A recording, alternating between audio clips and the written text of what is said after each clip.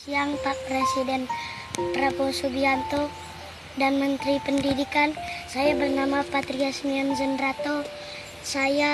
Sebelumnya saya tinggal di sekolah 09 Tanjung Barat di Jakarta Selatan.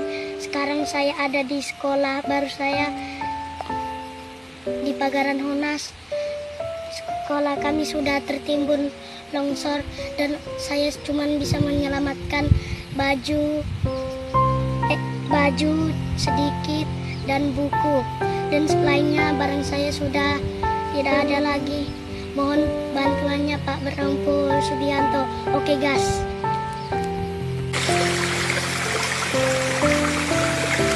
Salam hormat Pak Presiden Prabowo Subianto dan Panglima TNI.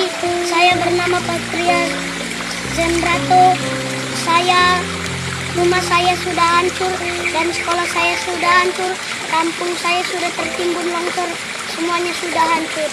Tapi hanya bendera ini yang saya bisa selamatkan dari SD saya.